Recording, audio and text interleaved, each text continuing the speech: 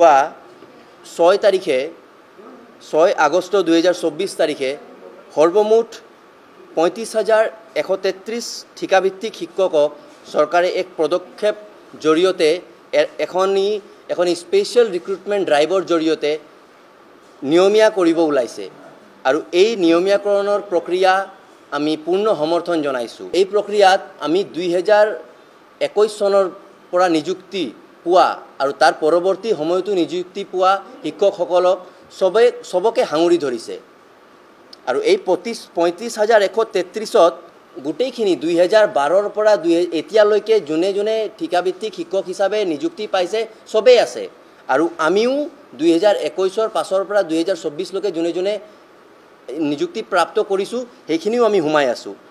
এই বাতৰিটো পাই 6 তাৰিখে ৰাতিপুৱা আমি বহুতেই আনন্দিত হৈছিলো, বহুত হুকি হৈছিলো যে চৰকাৰে আমাক টেট শিক্ষকখিনিক এতিয়া নিয়মীয়াকৰণ কৰিব ওলাইছে।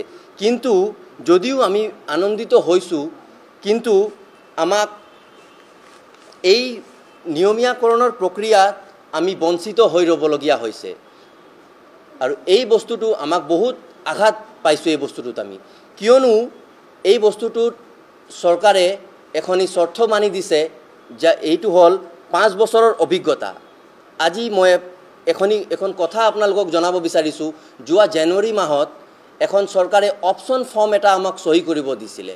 সেই অপশন ফৰ্মৰ মানেটো হল যে যোনে 2012ৰ পৰা এতিয়ালৈকে যোনে শিক্ষকে নিযুক্তি লাভ কৰিছে as a SSA state pool ঠিকাভিত্তিক শিক্ষকসকল, তেওঁলোকে যোনে বিচাৰে নিয়মীয়া হ'ব পাৰে আৰু আমি বিনা শৰ্তে সেই অপশন ফৰ্মখনত সহি কৰিছিলো আৰু তেতিয়া আমাৰ মন বহুত আনন্দিত হৈ ৰৈছিল আৰু কিন্তু সেই অপশন ফৰ্মখনত কোনো শৰ্ত নাছিল, 5 বছৰ 2 বছৰ 3 বছৰ কোনো শৰ্ত নাছিল।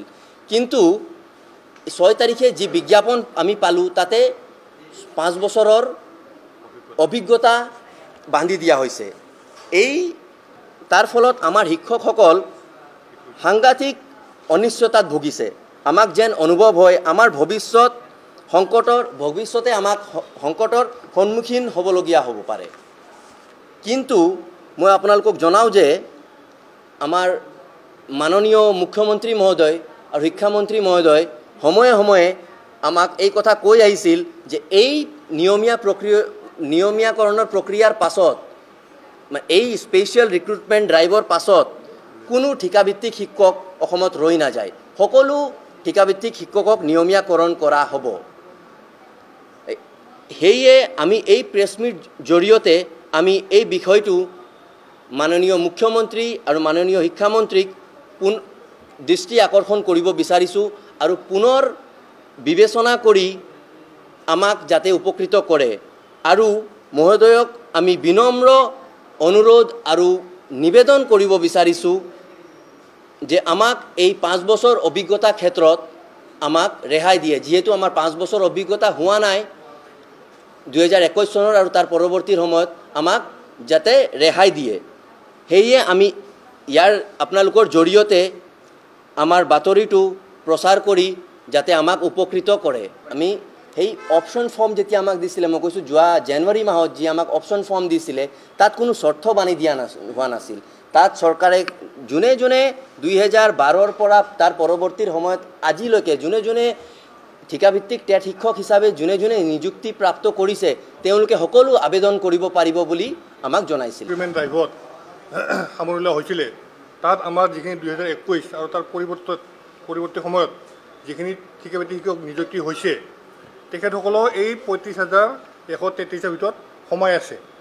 সেইকাৰণে যেহেতু সময় আছে সামৰি লৈছে, তথাপিও আমি এই স্পেচিয়েল ৰিক্ৰুটমেণ্ট ড্ৰাইভৰ পৰা বঞ্চিত হৈ আহিছোঁ।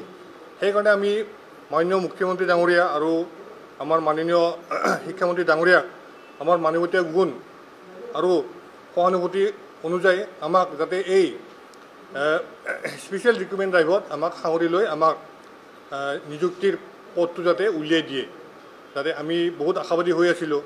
কাৰণ আমিও আশাবাদী, যেতিয়া আমাৰ এই ৰিক্ৰুটমেণ্ট ড্ৰাইভটো ওলাইছিলে আমি সকলোৱে ভাবি আছিলোঁ যে আমি এতিয়া নিয়মীয়াকৰণ হ'ম, কিন্তু এই 5 বছৰ চুক্তি বান্ধি দিয়াৰ লগে লগে আমি এই ৰিক্ৰুটমেণ্ট ড্ৰাইভৰ পৰা বঞ্চিত হৈ আহিছোঁ। গতিকে আমি মুখ্যমন্ত্ৰী মহোদয় আৰু আমাৰ শিক্ষামন্ত্ৰী মহোদয়ক এতিয়াও অনুৰোধ কৰোঁ যাতে আমাক এই স্পেচিয়েল ৰিক্ৰুটমেণ্ট ড্ৰাইভটোত সাঙুৰি লৈ আমাক নিযুক্তিৰ প্ৰক্ৰিয়াৰ পৰা বঞ্চিত নকৰে যেন।